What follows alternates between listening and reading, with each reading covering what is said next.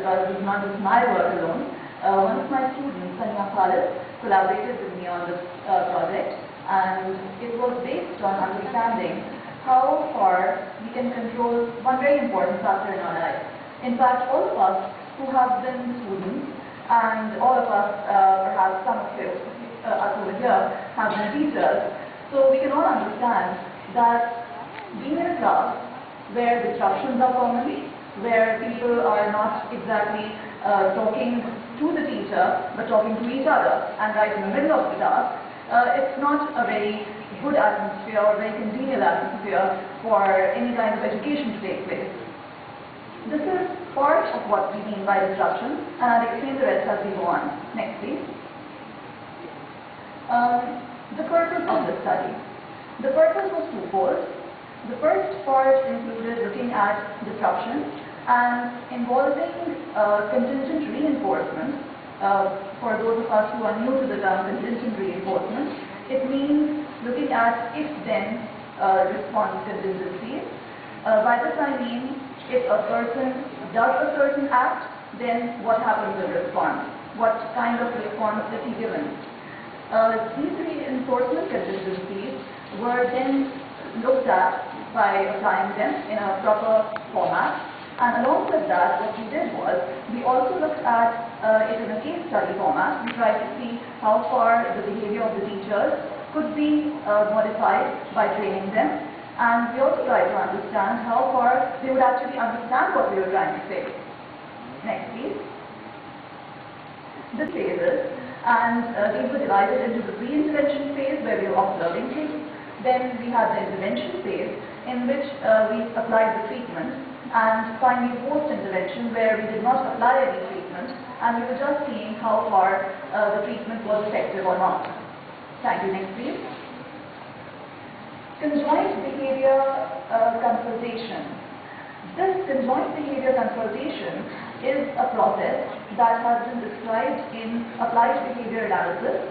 It involves a 4-tier plan, and in this plan, which we put into the framework of the applied behavior analysis standard format, the pre-intervention, intervention, and post-intervention format, we try to see how far mutual consultation among all the actors involved in any kind of interaction, such as in a classroom, we have a student, we have a teacher, but that's not all. At the back of it all, the student comes from somewhere. The student comes from a home. There might be several factors in the home that might be affecting the student when they come into class. So we tried to see how far the parents and the people at home were involved in this. We tried to involve them.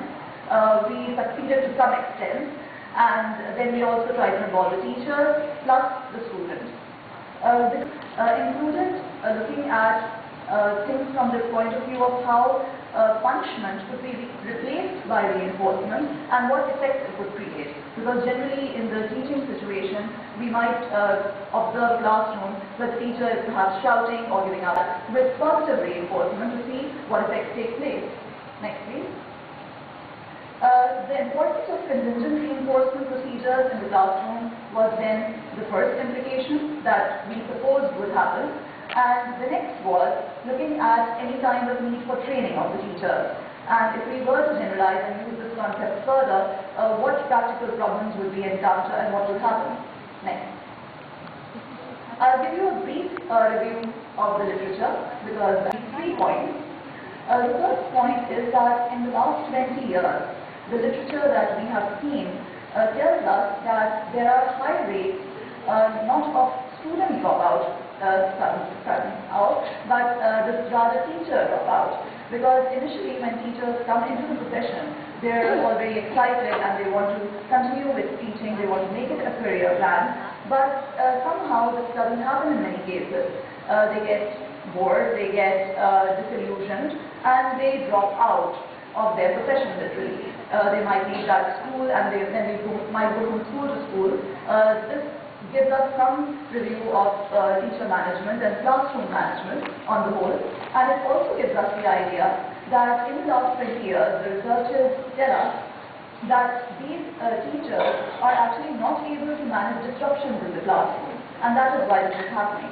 The second point is disruption versus off-task disruptive behavior.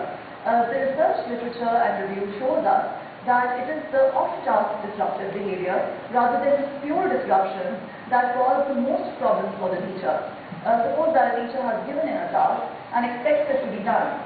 If a student starts talking to other students in the middle of that task, if a student starts disrupting the routine process by poking other people, which our subject was also doing, it would add to the problem.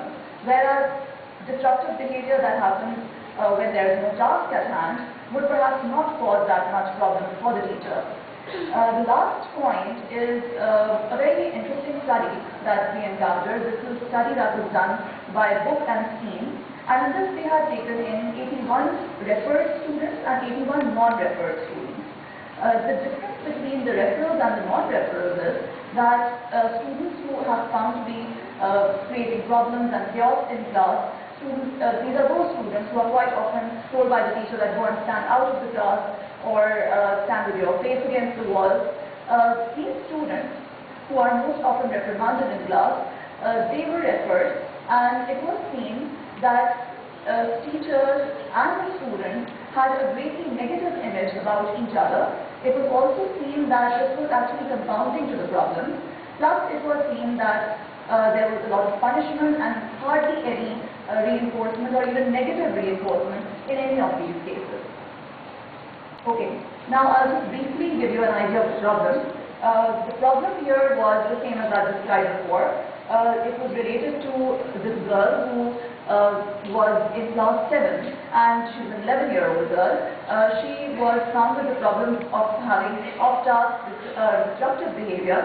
Every time she was in class, she would poke and prod the other students, and generally she was showing all these disruptive behavior processes. Next, please. Here we have given you an idea of the operational definition of disruptive and the off-task disruptive behavior that I just talked about. Next. The on-task disruptive behavior was classified as being on time, not having any problems while conducting the task, and not talking to the students during the task. These two behaviors, in fact, were told to the girl later on, and she was taken into the consultation process, and it was described to her that these are the factors that she should try to work on. Next, please. So, this is our CBC team. The subject, the consultees, we tried to involve the mother as well, but she did not comply with any of our requests to come or talk, and this would also be an additional variable here. So the father and the teachers were consulted, extensive interviews took place, and we gained a lot of information. The main point here was that the teachers had a very negative outlook towards the students. And of course, the consultants sat up. Please move on. This then is our process in brief. In the pre-intervention phase, we conducted interviews, we had observations, we made a baseline, and you'll see in the graph that I'll show you in a minute how that baseline was actually at a very high rate. Then in our intervention phase, we had the process of the treatment plan, and this process of the treatment plan included the division of the phases into 5 days each. In the first phase of 5 days, we gave 3 different types of reinforcement, and that reinforcement was halved in the next 5 days. And of course, in the end, last post-intervention took place. Please move on. These are the 3 reinforcements and replacements that we gave. Verbal punishment was being given by the teachers. They were scolding the students off and on. We replaced that by the verbal reinforcement. She was given 2 praises per 30-minute schedule. The social punishers, such as standing out of the class, standing in a position where she would be seen somewhere by other students, embarrassment, were replaced by other kinds of social reinforcers, where she was given stars.